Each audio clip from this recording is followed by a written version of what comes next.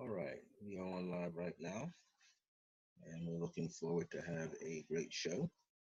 Today's date is June the 29th, 2017. It is Thursday, and this is the Zoom platform for myself, Brother Francis E. Revels-Bey, for the Circle of Grace One, and we look forward to you receiving this program. If for any reason that you're not hearing the volume, you may have to turn it up on your end.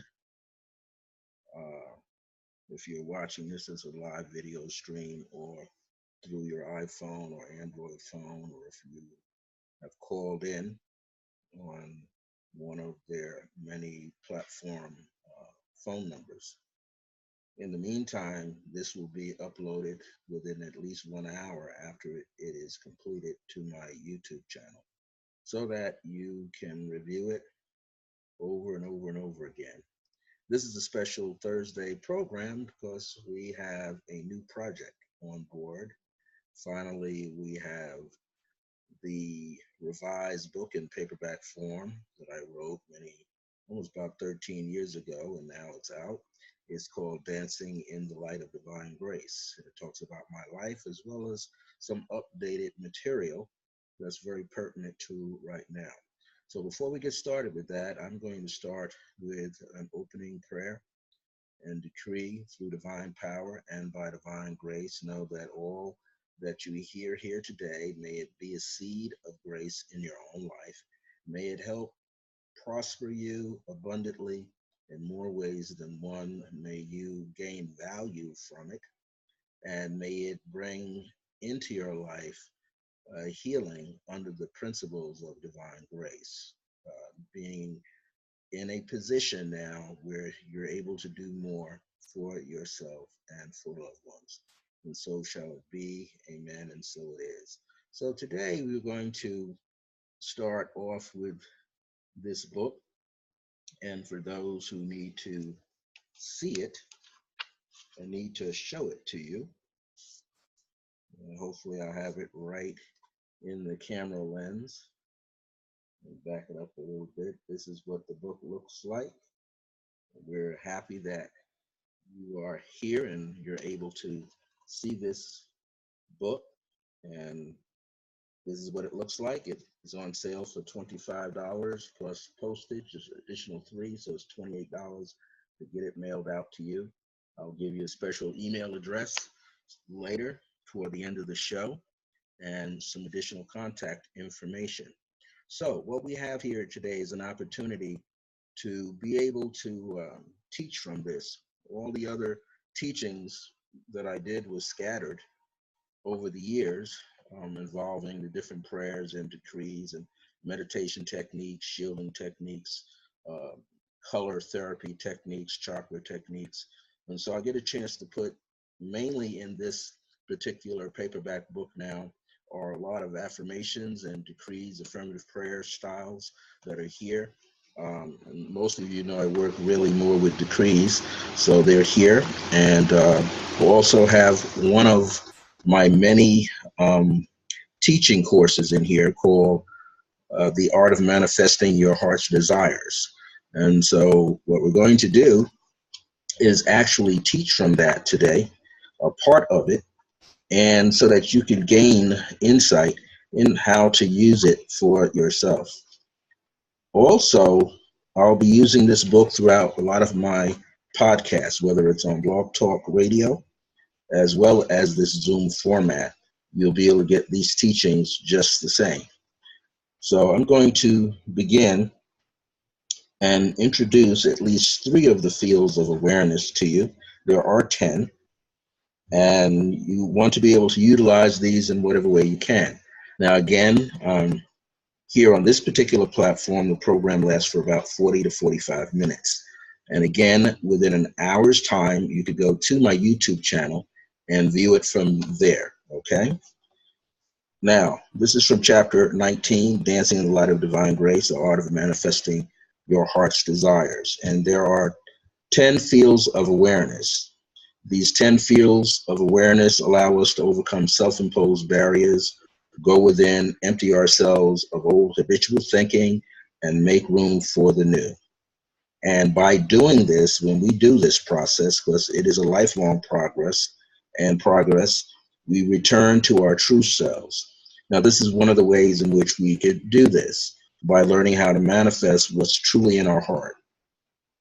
So, as you begin to realize that you have many dreams that you would like to bring into view, many visions that you would like to bring into view, you have to understand that each one of these 10 fields of awareness are living principles. So, what is a principle? A principle is a fundamental truth of all truths. That means it works 24 hours a day, it's in motion 24 hours a day. You're living it on some level for yourself. Now, one of the first fields of awareness really contains the heart of what you're striving to overcome in your life. And what we're all striving to overcome is fear in our lives. Fear is a big factor. It's a huge burden that's in our lives, and it comes up in different formats throughout our, I would say, different expressions in our life. And we know the more that you feed fear, the more you will draw in the exact object of your fear. So let's say if you have a fear of swimming or hiking or flying, the more you focus on that with the emotional energy that brings forth worry and anxiety about it, you're more likely to have an experience where that fear factor plays a big part, whether you take the journey or not, whether you decide to hike or swim or not, whether you decide to fly a plane or not. So the more you focus on the fear about it, the more that you're telling the subconscious mind to unearth those feelings, and the more that you're telling the universe to give you more of those experiences. In this book, I tell you basically that there was a gentleman who created the silver mind control technique or mind technique, and his name was Jose Silva. He was an electrician and radio and TV repair guy way back there in the 70s and the 80s, 60s, 70s, and the 80s. And he was actually from Mexico, I believe. And he had this technique because he used to be into meditation, and he wanted to learn how to trigger the mind to go deeper in meditation almost instantaneously. And he said, though, what was holding us back was fear. So he made the word fear into a four-lettered acronym, which is false expectations appearing real. That means you're expecting something, but you haven't yet experienced it. And therefore, it appears to be real to you, but you haven't experienced it as of yet. So you would want that feeling to go away. You would want to drive those thoughts away, but it's embedded, the emotional energy is embedded deeply into the subconscious. And so here are some of the self-imposed barriers that we have to overcome that are connected to the concept of fear. Being doubtful, negative thinking and negative feelings, feeling victimized. That can lead you directly to fear. Feeling disconnected and powerless. Feeling and thinking that you are separated from source, meaning divine source. Low self-esteem and lacking confidence. Depression, procrastination, stagnation, being worn out, burnt out, immobilized, or looking at a whole lot of illusions. Now, this is just a short list, but these are the things that we impose upon ourselves through a lot of deep and long-term worry and anxiety. And we have to work our way through. We have to try to find a way to take these low frequencies, because that's what they are, and they're considered to be a part of what we call negative programming, and they're embedded in the subconscious, so we're trying to unearth them and get rid of them. In order to do that, we have to realize that we have participated it in some kind of way with them. They were a part of our lives. It's a way that we used to operate, or we might have been around the ego, or people with a higher, more, I'll call it more vibrational ego than we might have. So, and we know the ego is that part of ourselves. That's the big doubter. That's the one that's telling us that we can't achieve. So once we kind of understand that it's all about overcoming fear. If we can overcome fear, then we become the exact opposite. We become more courageous, but courageous within our own life. It doesn't mean that you become the hero or heroine for someone else. You become that to yourself. You learn to love yourself more. You learn to forgive various parts of yourself. in order to make that change. Now, I said there are 10 fields of awareness, and I'm just going to address 3 of them. That's the first one. Next week, we'll take another 3 from this book.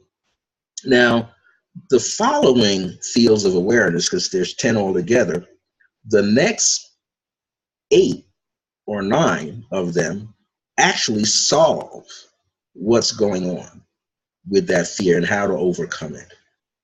Remember, these are fields of awareness. This is something that you grow in levels of sensitivity because you're a spiritual sentient being and you're striving to overcome the fear, which is obstacles. So in the second field of awareness, it's called the universal God mind. We must rediscover the source. Now, when you discover a source, you get excited. When you discover something that's connected to yourself, that empowers you.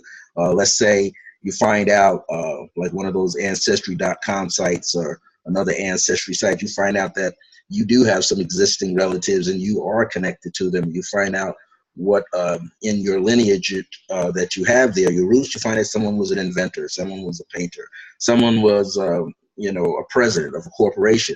You realize you get some of that energy, some of that pizzazz from those ancestors. So when you discover something, you get really excited. So we must rediscover the source.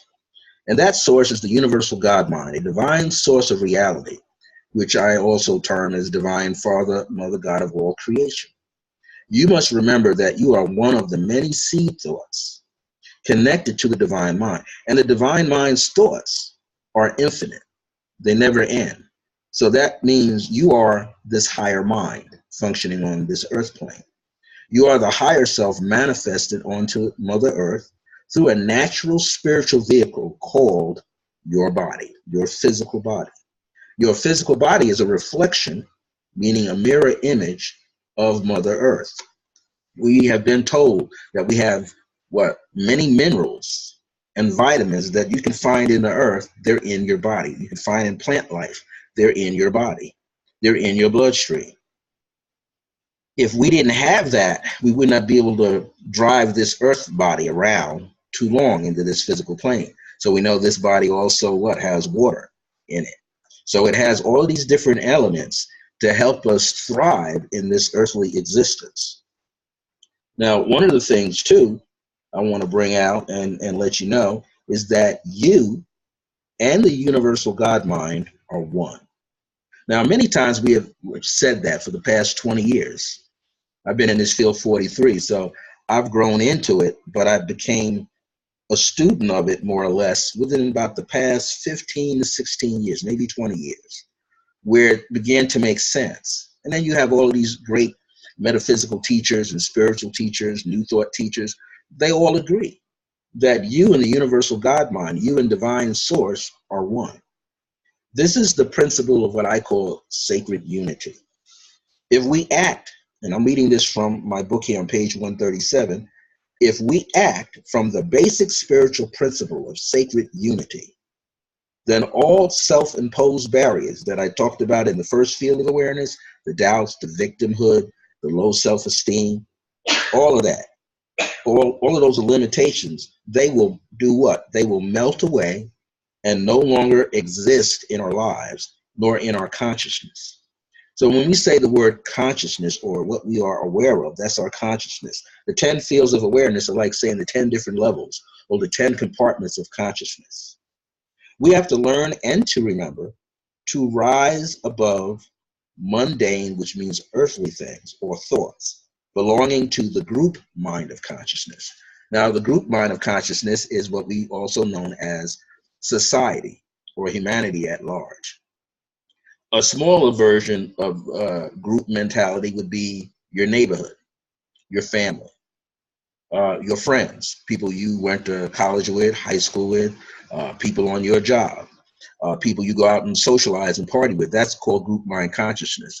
Usually when you're hanging with the group, you're doing your best to fit in with the group or do some of the things that the group is doing. Have that general consensus. We're all going to the park. We're all going to a club. We're all going to listen to some music. We're all going to a parade. We're going to dinner and so forth. So that's group consciousness. And sometimes Group consciousness can overwhelm your individual consciousness. It can cloud the way you think or feel about yourself. So we have to get beyond the thoughts that bind us and enslave the mind to the point of fear, illusion, and immobilization. Immobilization means you just can't go. You're just stuck. You don't feel like you're being progressive, so you kind of go backwards. If the group mind, this is the most important thing, if the group mind believes that poverty and suffering is necessary, and you allow yourself to become overwhelmed by that thinking process, then your own life from the inside out will be the same. In other words, you'll be affected by it. So many of us can think back when we were around certain people. Let's change the word poverty to just victimhood. We have people in our lives and ourselves have gone to the state of victimhood, meaning that the whole world is against you, all your friends and family and loved ones are against you, or you feel like the world owes you something, or maybe you were abused or mistreated, but you didn't get the help. You tried to do it by yourself, and then you began to fall into victim patterns of behavior. So that means you would do something so that there was this inner war, inner battle going on, and also on the outside, people not respecting you, people not seeing you for the way you want to be seen. So you take on that victimhood, and that's something you have to break through. So in order to do that, one of the first things is to acknowledge your connection to the divine source. Know that your life on some level is a absolute reflection of the divine mind, divine source, unconditional love, beauty, harmony, happiness. All of these are externals, but they're internal kernels that are a part of the divine source. And you're at one with it. You just have to find different ways to align yourself with that, to attune yourself to that, to stay in rhythm with it. Now, here's the third field of awareness. As I said, I want to introduce you to the first three. And next Thursday, we're going to take on 4, 5, and 6. And the week after that, 7, 8, 9, and of course, 10. Now, this third field of awareness is very important. This is a universal principle. This is what ancient Egyptians talked about. This is one of the most important things in the 7 Hermetic principles. The 7 Hermetic principles, they say all life is energy. That means your thoughts are energy, your words are energy, you have feelings, that takes energy. You're physically moving about with your body, that takes energy. So energy is something that you really can't touch, but you could see the external expression of that energy. If you were a student of the martial arts, they would call it ki and chi. If you were a student of pranic healing classes or yoga, they would call it prana.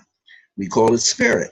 So you don't really see the spirit, but you can sense the spirit, and you can also feel the spirit. And the spirit can express itself through various different avenues on the earth, through water, through air, through fire, and through earth, and through the ethers. So all life is energy. So I want to read what's in bold print here. All life is energy. The mind, our thoughts, ourselves, love, light, truth are forms of energy in motion. That's why the word emotion is there. That letter E means out, out. So motion is movement. So emotion is moving energy from yourself to a thing, an object, or a person. You're making the motion external. Everything and everyone is a conscious sea of motion, moving from point A to B, from one level to the next, and back again. That's natural. There's no such thing as energy going out and it never comes back. No such thing as your thoughts going out into the world and they never come back. They always come back. It may take just a little longer, and it may depend on what your actual intent was. That means the thought behind it, the thought that's wrapped up with the energy, the original thought. That's what your intention really is. It's the original thought, the original idea, the core of why you're thinking and why you're feeling, why you're acting, and why you're reacting. So all life, including or all energy, including your life, travels in circles. I said it doesn't go in a straight line. It travels in circles and in cycles. So your task is to do what? To stay grounded, to stay centered, to try to use your energy in a practical manner. It could be pacing yourself every day, get the proper rest, proper exercise. Try to fast with not only fast with the body, eating a little differently, but maybe if you're a person that watches TV, you watch something different. You maybe watch documentaries, or maybe you do puzzles. Puzzles are a great way to do what? Enliven the mind, to keep it active, to expand yourself. Now, this is highly important because we are to be also centered and naturally connected to the divine source. In other words, not a mechanical connection like we're using technology. We use computers now to connect at a distance with people. We use cell phones. But your ancestors, going way back over hundreds of thousands of years and millions of years, may have had another form of technology, which was called prayer, or through deep levels of trance and meditation, could connect with the divine source, connect with all parts of nature, including animals, could read the vibrations of the earth.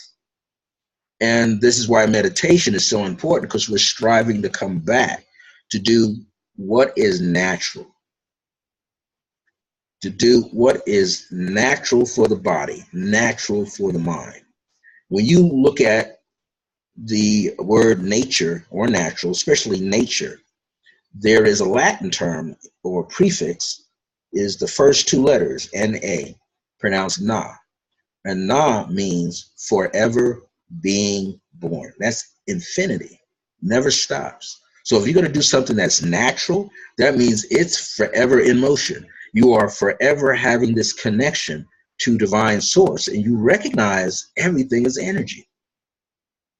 One of the things we don't want to do is have the feeling of running out of energy.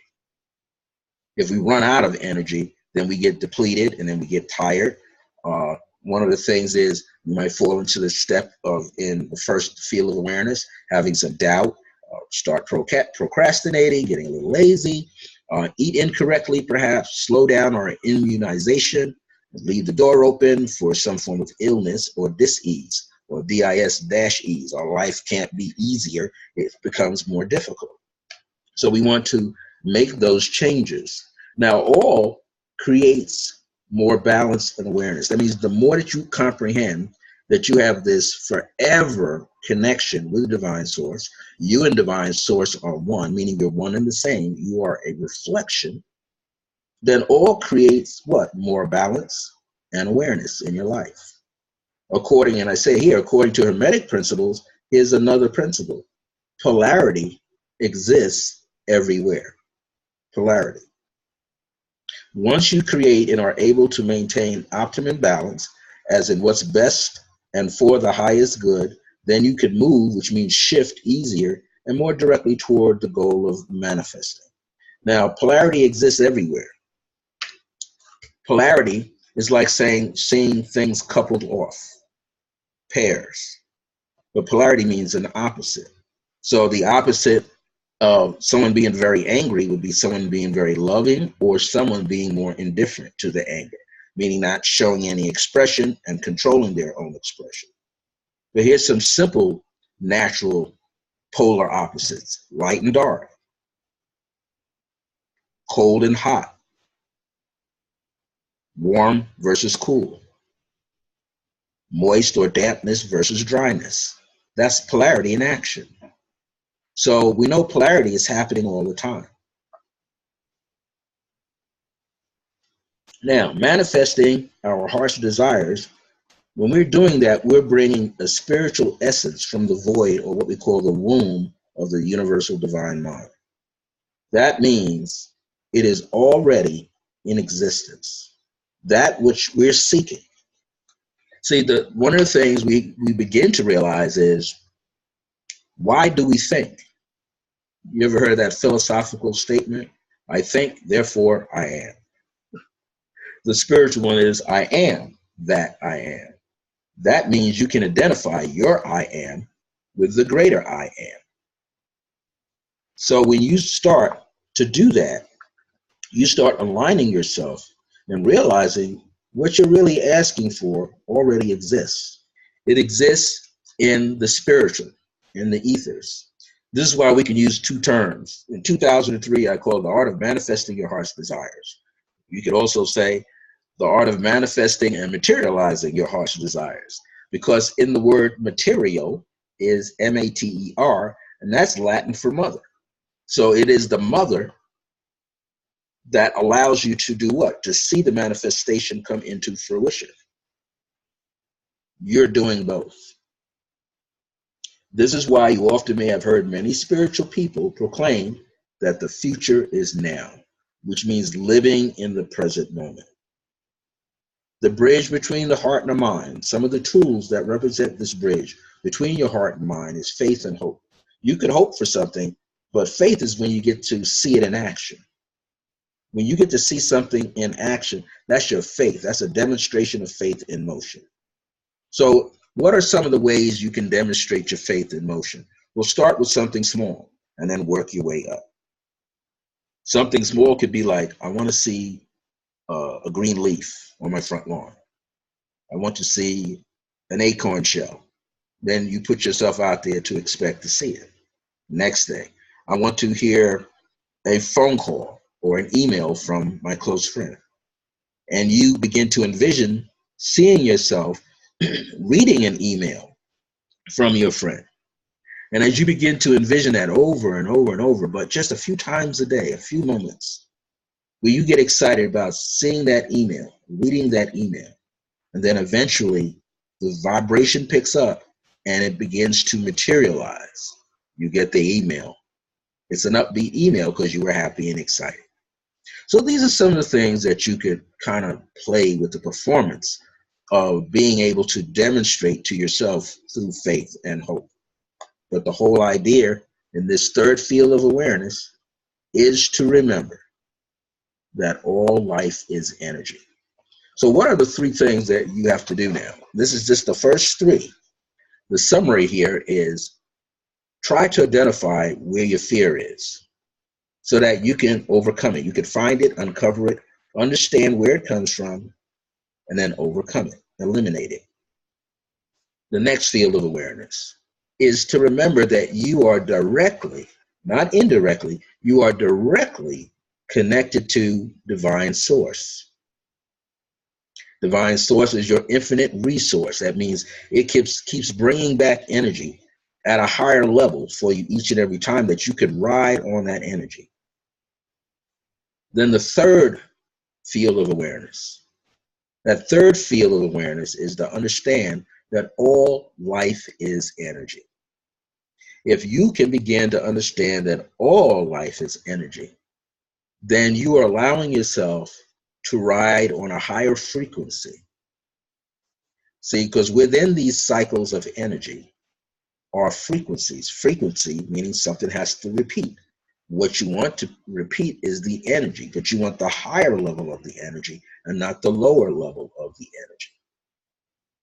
This helps you to have better self-control, allows you to improve upon yourself, the way you think, act, live, and so forth. The whole key is to become better at being you. The whole key is discovering your true self. When you get to know your true self, you have an opportunity to function at a higher level. Now, what would be, well, I should say here, the reason for writing this book a long time ago was just to talk about some of my experiences that happened to me 13 years ago. The reason for revising it is to talk about things that have happened since then. One of the things that has carried forward is the art of manifesting my heart's desires. It is my hope and my goal that when you are able to get a hold of this book for yourself, that it somehow ignites in you a remembrance of what you came here soul-wise to do on the planet, how you came to contribute something to this earthly plane for others to see, do, and experience. Now, I will tell you that when I put this together, there's a lot of beautiful things in here. I give you the names of people that had helped me out throughout that 13, 14-year process a long time ago. I give you some of my reference materials and books. I give you some of my different websites. People always are asking, um, do I do numerology charts, spiritual readings? Yes. Well, what I did was I put it all in the book toward the back. So the prices are consistent, they're not going to change, and you know exactly what I do. All right. And another thing is this book in itself is also giving honor to my late mother, who was my very first spiritual teacher. In fact, her name that she had at birth was Grace. So this is a tribute to her, to my late mother, Grace. And she often works with her mother, my grandma Charlotte, to give me information to give to you. So I do want to let you know that my great mom here gave me a channeled spiritual message and is at the end of the book. So when you purchase this book, you'll see her wisdom shining through. Now, one of the things I want to pull out here, we can use it very much like a meditation. And I'm going to pick something very short, at least I hope it's short. And yes, here's one right here. This is on page 197. It's entitled, I Have the Power to Change and Make Myself New in This Moment. This was a channeled decree that came on May the 8th, 2015. So I want to share this with you. I'm going to read it to you, but I want you to receive it as a meditation. It begins this way. I have the power. So every time you hear me use I and my, and myself, take it in as yourself. I have the power to change and make myself new in every moment. Just take a moment and absorb that. Feel the energy behind the words, pictures, visions. I affirm that I have the power to change and make myself new in every moment. Absorb that. I see and decree that I have the power to change and make myself and my life new in every moment. I always had this power, and I affirm that I do have this power. Therefore, I see and decree that I am this very power, and I can change myself and make myself new in every moment of my life, here and now. Therefore, today, I am a powerful, infinite being, and I can make myself and my life new in this very moment. I affirm that I can change my life right now. I see and decree that I have the power to change myself. I see and decree that I have the power to make myself and my life new in this moment now. I affirm, see, and decree that everything I have said here and now is my truth. And so it is as I am now. I see and decree that it shall be as I say, that it is for me right now. Notice that I use together an affirmation and a decree formed right out of it. This was a special arrangement, a special gift to be able to share it like that with you. I hope that this empowers you, that these teachings of the Circle of Grace One, which is my own spiritual and metaphysical ministry, founded on July 2nd, 1999 AD, assist you, along with this institute called the Circle of Divine Grace and Remembrance, which is all of these teachings and more. This is the book. I'm going to show it to you again.